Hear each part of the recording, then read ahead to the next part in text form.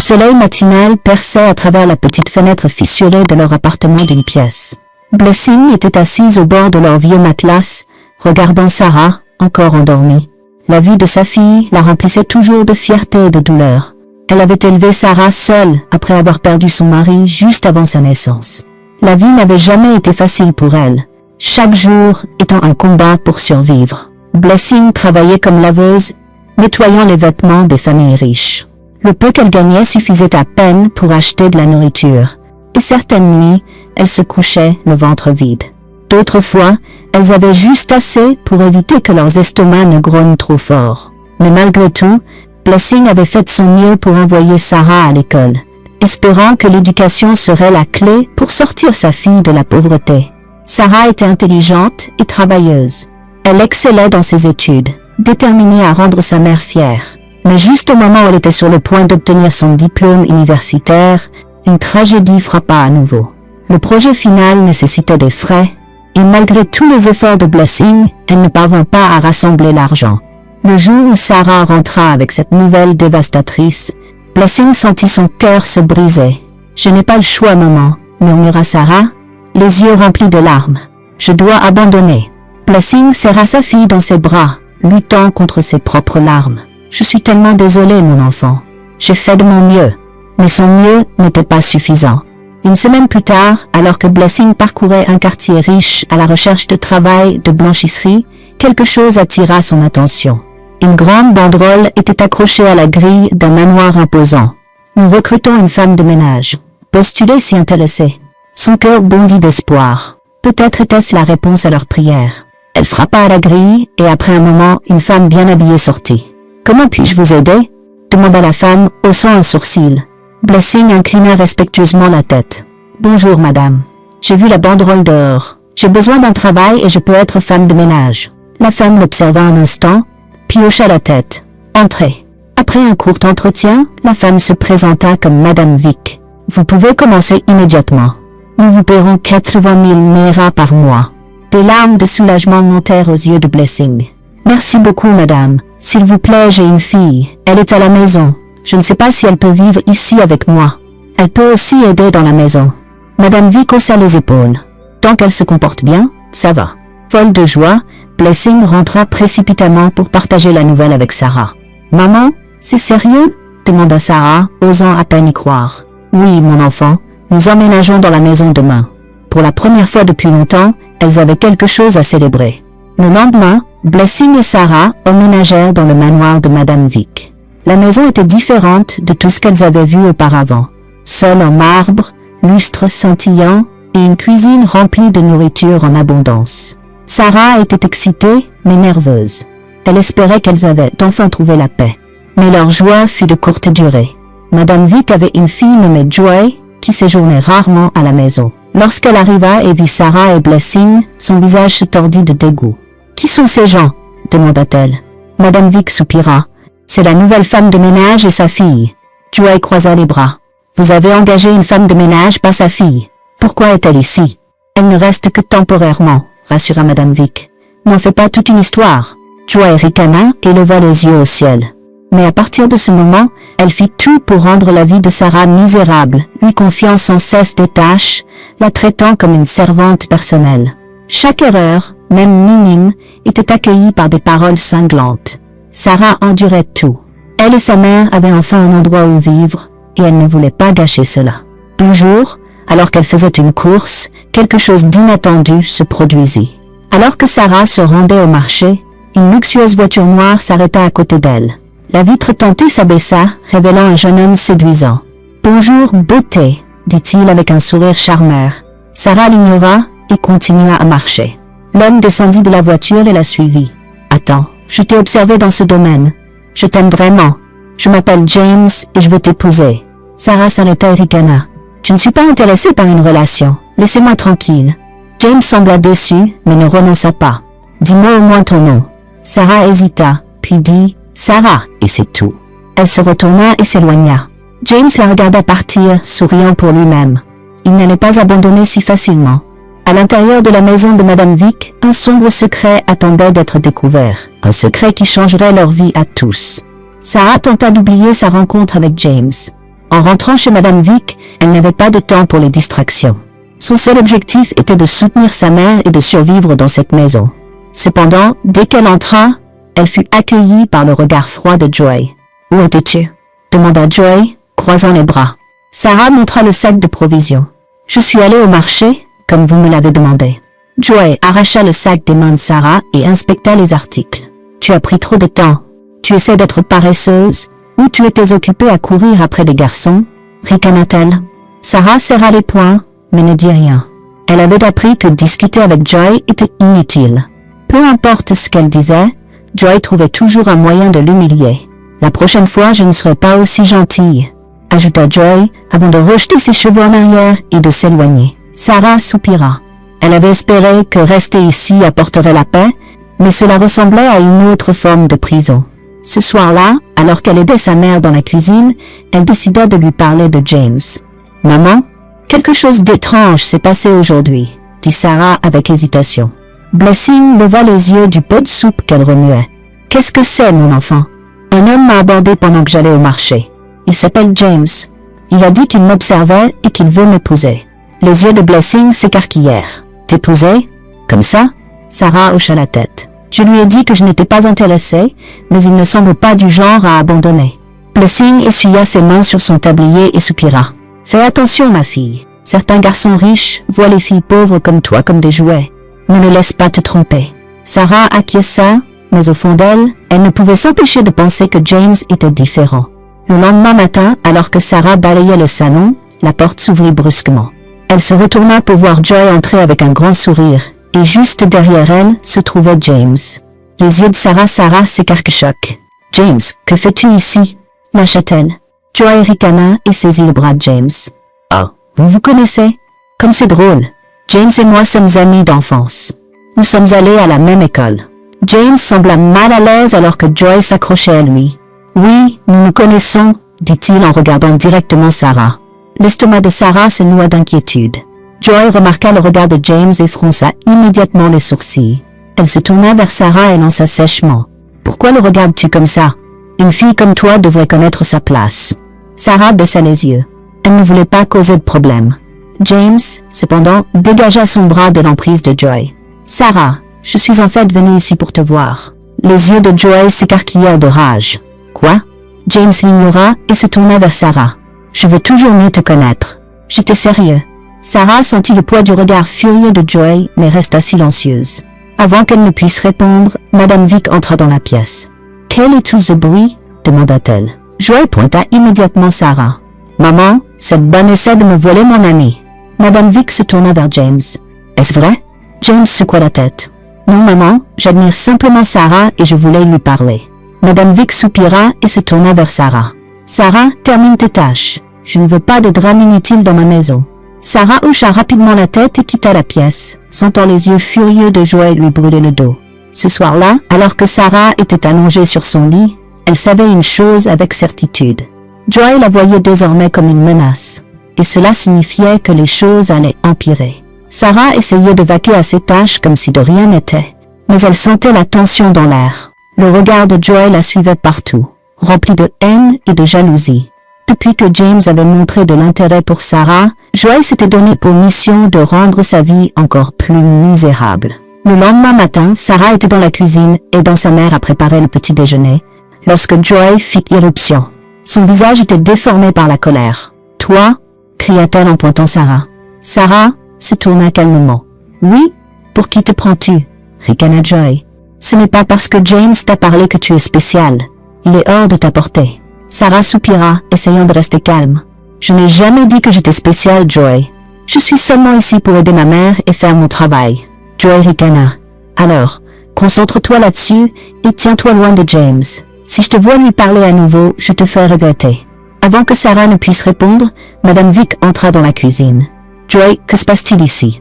Joy changea immédiatement d'expression, feignant l'innocence. « Oh rien, maman. Je rappelais juste à Sarah ses devoirs. » Madame Vick soupira et regarda Sarah. « Je ne veux pas de problème dans cette maison. Fais ton travail et évite les drames inutiles. » Sarah hocha la tête et baissa les yeux. Plus tard ce soir-là, Sarah se rendit au marché comme à son habitude. Elle se dépêcha espérant rentrer avant que Joy ne trouve une autre excuse pour l'attaquer. Mais alors qu'elle s'apprêtait à traverser la rue, une voiture de luxe familière s'arrêtait à côté d'elle. La vitre s'abaissa et James lui sourit. « Sarah !» Elle hésita un instant, regardant autour d'elle nerveusement. Elle ne voulait pas risquer que Joy les voie ensemble. James remarqua son hésitation et soupira. « As-tu peur de Joy ?» Sarah baissa les yeux. « Je ne veux pas causer plus de problèmes. » James sortit de la voiture et se planta devant elle. « Tu ne causes pas de problème, Sarah. Je t'aime et je ne laisserai personne me dire avec qui je devrais ou ne devrais pas parler. » Sarah se mordit la lèvre. « Joy ne le prendra pas à la légère. Elle me déteste déjà. » James fouilla dans sa poche et lui tendit un petit téléphone. « Tiens, prends ça. Je sais que tu n'as pas de téléphone, maintenant tu pourras m'appeler si tu as besoin de quoi que ce soit. » Sarah fixa le téléphone, incertaine de l'accepter. « S'il te plaît, dit doucement James, je veux juste être ton ami. » Après une longue pause, Sarah prit le téléphone et murmura « Merci. » James sourit. « Bien. Maintenant, va-t'en avant que Joy ou ses espions ne te voient. » Sarah rit et se dépêcha de rentrer, rangeant le téléphone en sécurité dans sa poche. Ce soir-là, Sarah était allongée sur son lit, regardant le téléphone dans ses mains. Elle n'avait jamais possédé de téléphone auparavant. Cela lui semblait étrange mais aussi excitant. Alors qu'elle s'apprêtait à le ranger, la porte s'ouvrit brusquement et Joy fit irruption dans la pièce. « Que caches-tu » demanda Joy en s'approchant. Sarah glissa rapidement le téléphone sous son oreiller, mais il était trop tard. Les yeux perçants de Joy l'avaient déjà remarqué. Elle bondit en avant, attrapa l'oreillère de Sarah et en sortit le téléphone. Ses yeux s'écarquillèrent de fureur. « D'où viens-tu ça » Sarah déglutit difficilement. « Ça ne te regarde pas. » Joy ricana. « Oh, je vois. James te l'a donné, n'est-ce pas » Sarah ne répondit pas. Joy serra le téléphone plus fort. « Tu penses que tu es maligne ? Tu penses que tu peux voler James ?» Avant que Sarah ne puisse réagir, Joy leva le téléphone et le fracassa contre le sol, le réduisant en morceaux. Sarah hoqueta. « Joy, pourquoi as-tu fait ça ?» Joy ricana. « Parce que tu ne mérites pas de belles choses. » Les larmes montèrent aux yeux de Sarah alors qu'elle regardait le téléphone brisé. Elle n'avait jamais haï personne de sa vie, mais à cet instant, elle méprisait profondément Joy. Joy se pencha plus près et murmura « Tiens-toi loin, James, ou la prochaine fois, ce ne sera pas seulement ton téléphone qui sera détruit. » Elle se retourna et sortit, laissant Sarah tremblante de rage et de chagrin. Sarah resta assise sur son lit, fixant les morceaux brisés du téléphone que James lui avait donné. La colère et la frustration bouillonnaient en elle, mais elle refusa de pleurer. Elle avait enduré beaucoup de choses dans sa vie, mais la cruauté de Joy poussait ses limites. Quelques minutes plus tard, sa mère, Blessing, entra et remarqua l'expression de Sarah. « Mon enfant, qu'est-ce qui ne va pas ?» demanda-t-elle doucement. Sarah hésita avant de lui montrer le téléphone cassé. « James me l'a donné, mais Joy l'a détruit. » Blessing soupira. « Je t'avais prévenu de faire attention, Sarah. Cette fille fera tout pour te faire du mal. » Sarah serra les poings. « Maman, pourquoi la vie doit-elle toujours être si dure pour nous? Nous n'avons rien fait de mal, pourtant les gens nous traitent comme si nous n'étions rien. » Blessing s'assit à côté d'elle et lui prit la main. « Parce que mon enfant, nous sommes nés dans les difficultés. Mais souviens-toi, aucune condition n'est permanente. Notre histoire n'est pas encore terminée. » Sarah hocha la tête, mais au fond d'elle, elle souhaitait que les choses changent rapidement. Le lendemain, James arriva chez Madame Vick dans l'espoir de voir Sarah. Mais avant qu'il ne puisse demander après elle, Joy apparut, lui bloquant le passage. « James, tu es venu me voir ?» demanda-t-elle avec enthousiasme, rejetant ses cheveux en arrière. James soupira. « En fait, non. Je suis venu voir Sarah. » Le sourire de Joy s'effaça instantanément. « Sarah? Encore cette fille? »« Oui, Joy, et je sais ce que tu as fait, » dit James froidement. « Tu as cassé le téléphone que je lui ai donné. Pourquoi es-tu si cruel envers elle ?» Joy croisa les bras. « Parce qu'elle n'est rien, James. Elle n'a pas sa place dans notre monde. » James secoua la tête, déçu. « Je pensais que tu étais juste gâtée, mais maintenant, je vois que tu es vraiment méchante. » Joy hoqueta. « Comment oses-tu me dire ça ?» James s'approcha. « Écoute-moi, Joy, tu peux insulter Sarah. Tu peux essayer de lui rendre la vie misérable, mais ça ne changera pas ce que je ressens.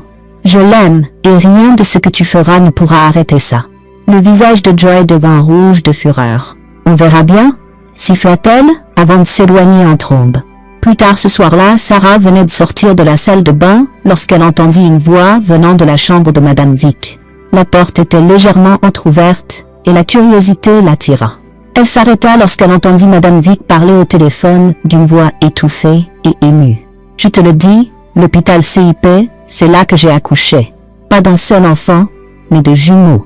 Quelque chose s'est mal passé ce jour-là, je l'ai senti. Je suis repartie avec un seul bébé. Les infirmières m'ont dit que c'était mon seul enfant, mais mon cœur n'y a jamais cru. Le cœur de Sarah se serra. Des jumeaux. L'hôpital CIP. C'était le même hôpital où elle était née, le même jour. Elle ne pouvait ignorer cette étrange coïncidence. Ses doigts tremblaient alors qu'elle se précipita dans la chambre de sa mère. « Maman !» appela-t-elle essoufflée. « J'ai entendu quelque chose. Madame Vick a dit qu'elle avait donné naissance à des jumeaux à l'hôpital CIP le même jour où tu m'as mise au monde. » Blessing leva les yeux, confuse. « Oui, c'est l'hôpital où je t'ai eu. »« Pourquoi ?» Sarah s'assit au bord du lit. « Maman, et s'il y avait eu une erreur? Et si quelque chose s'était passé ce jour-là ?» L'expression de Blessing s'assombrit. « Ne dis pas de telles choses. »« Non, écoute, » insista Sarah. « Et que, tu m'as dit un jour que l'échographie de ta grossesse indiquait que tu attendais un garçon, mais tu as accouché d'une fille. Ça ne t'a jamais semblé étrange ?»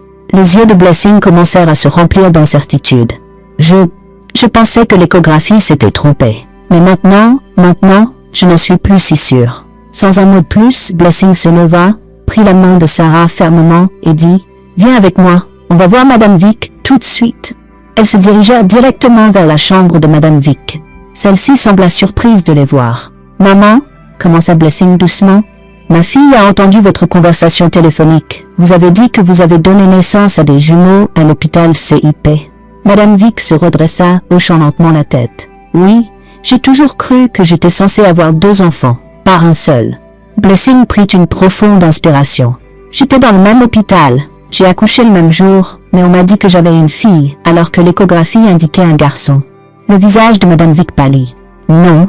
Es-tu en train de dire ce que je pense ?» Sarah regarda les 2 femmes. « Il pourrait y avoir eu une erreur, ou pire encore. » Madame Vick se leva brusquement et marcha vers la fenêtre. « Toutes ces années, je savais que quelque chose n'allait pas. » Blessing hocha la tête, retenant ses larmes. « Je pense qu'il faut impliquer les autorités. Nous avons besoin de réponses. » Madame Vick se tourna vers elle, les yeux déterminés. « Tu as raison. Je vais appeler la police.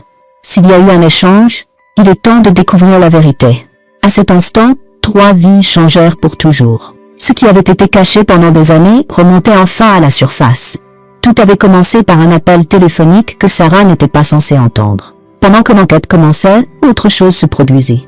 Chez James, son père trouva une lettre oubliée depuis longtemps, cachée dans une vieille boîte. C'était un résultat d'ADN jamais ouvert. Il l'ouvrit alors, les mains tremblantes, et parcourut le papier. C'était vrai. James n'était pas son fils biologique. Choqué, il appela Madame Vick. « Madame Vick, dit-il, il faut que vous veniez ici. Il y a quelque chose que vous devez savoir. James n'est pas mon fils. » Bientôt, la police fit venir l'infirmière qui était de garde à l'hôpital CIP ce jour-là. Sam, sous la pression des questions, s'effondra. « C'était Mel Ruth, confessa-t-elle, la mère de James. Elle m'a payé. Elle ne pouvait plus avoir d'enfant et voulait désespérément un garçon. Elle m'a donné de l'argent. » Sam continua. « Alors, j'ai pris le bébé garçon de Blessing et je l'ai donné à Ruth. Madame Vick a donné naissance à des jumelles. J'en ai donné une à Blessing et j'ai laissé l'autre avec Madame Vick. » Un silence s'installa. Toute la vérité était enfin révélée. « Donc, Sarah et Joy sont jumelles ?»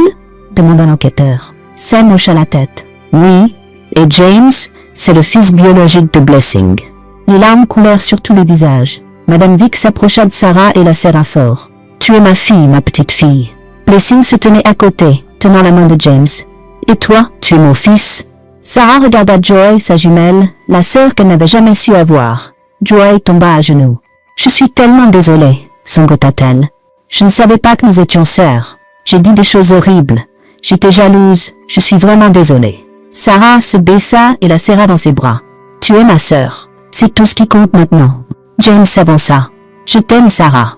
Que ce soit par le sang ou non, rien ne change ça. » Sarah sourit, les larmes aux yeux. « Je t'aime aussi. » Avec le temps, Sarah et James se marièrent lors d'une belle cérémonie empreinte d'amour, de guérison et de nouveau départ. Leur histoire, un récit de perte, de mensonges et de redécouvertes, se termina par la famille, le pardon et l'unité.